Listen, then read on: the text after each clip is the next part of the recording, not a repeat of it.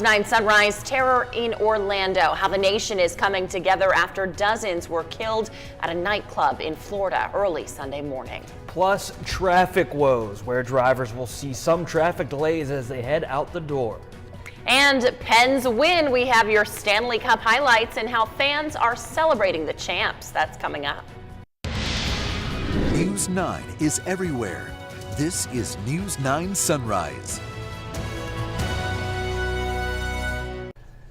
News 9 is everywhere this sunrise. Good morning, I'm Sean Eiler. And I'm Jennifer Black. Your time now is 5 o'clock. We're going to turn things right on over to meteorologist Jeff Exline, who is standing by with a look at our first forecast today.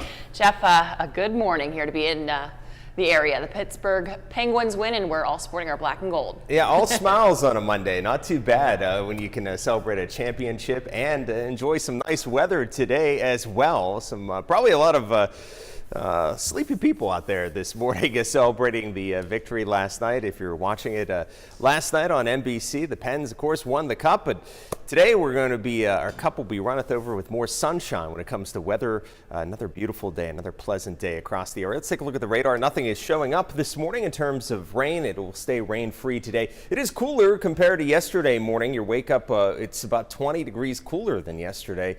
We're looking at temperatures in the lower 50s. Some places are even in the upper 40s first thing this morning. So a cool, pleasant start, but we'll see sunshine today, maybe a few clouds drifting in this afternoon. 69 degrees at lunchtime, nearing 70. High temperatures this afternoon in the mid to upper 70s with northwest breezes pretty light at 5 to 10 miles per hour. Humidity will creep back in later this week. I'll let you know when it will arrive and when we'll see some rain chances this week in just a few minutes. Once people start screaming and shots just keep ringing out, you know that it's not a show anymore, and you got to do what you got to do. You really can't describe it. I mean, you really can't, especially all the waiting to find out if your son's okay. It's horrible. I don't wish this on anybody. Terror in Orlando after a gunman walked into Pulse, a gay nightclub, early Sunday morning and opened fire. A uniformed police officer working security confronted the shooter, now identified as Omar Mateen, who retreated further into the club, taking hostages. In the end, at least 50 people were killed, more than 50 others wounded before Mateen was killed in an exchange of gunfire with police. President Obama ordered flags to be flown at half-staff at the White House and federal buildings until sunset Thursday for the victims of that mass shooting in Orlando. He also requested the same observance at embassies and other U.S. government facilities abroad. During a news conference yesterday, President Obama called the shooting an act of terror and an act of hate. Meanwhile, vigils and prayer services were held in Orlando and around the nation last night, like Eola Park in downtown Orlando. That was where people gathered to pray and reflect on the horrific mass shooting. It's now the worst mass shooting in U.S. history. And locally, several in the Ohio Valley are expressing their opinions and concerns following the deadly shooting in Orlando. The focus turns on how to prevent it from happening again. It's happening way too much in this country now, way too much. I'm sure the people, like in all the cities that had these incidences, felt safe, but maybe you're not. Some of the folks we spoke with say they are gun owners, but said they feel that a tragedy like this reflects more on the person and not the firearm. We'll have much more on this story coming up in our next half hour. Crime Busters coverage for you now. An investigation is underway after more than $1,000 of supplies were taken at local baseball field concession stand in Harrison County. On Saturday night, someone robbed the Hopedale baseball field's concession stand, taking the supplies. For many of the baseball coaches, it's a hard loss. Their season started just a few weeks ago, and there's a long summer ahead. They like coming here, get the nachos and everything else and sit and enjoy a ball game, but we are selling drinks because we brought another cooler up full of drinks, so at least they got that today. While this theft was devastating, it didn't affect the spirits of everyone at the field. Efforts are now being made to replace what was stolen, with the generator being the most costly item taken. The robbery is still under investigation. If you have any information that could help police, you are urged to call them or our Crime Busters tip line. That's 1-800-862-BUST.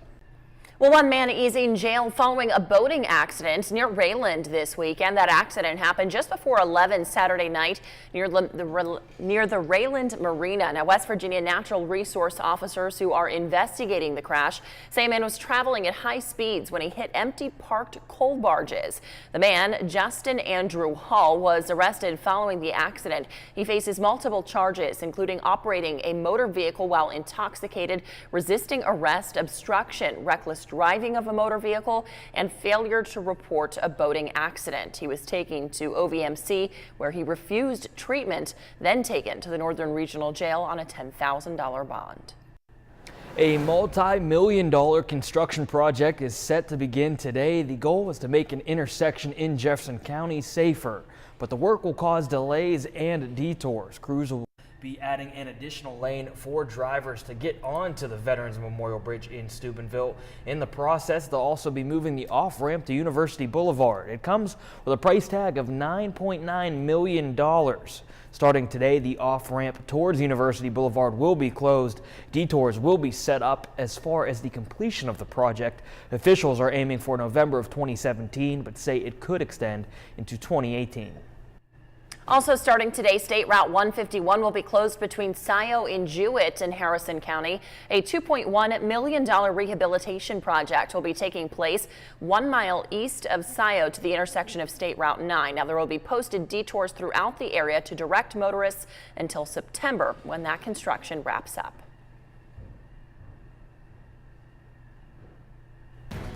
Still to come on News 9 Sunrise, a special surprise for a local teenager from around the world, how his mailbox got flooded with cards. Plus, Penguins fans rejoice how the Steel City is celebrating becoming champions again. We're going to see some beautiful weather today to celebrate a Pens victory. Sunshine in the forecast to let you know when we'll see the humidity increase, and also let you know when we'll see some rain chances arrive this week. Your forecast is coming up after the break. You are watching News 9 Sunrise with Jennifer Black, Julia Kramer, and meteorologist Jeff Exline. This is News 9 Sunrise.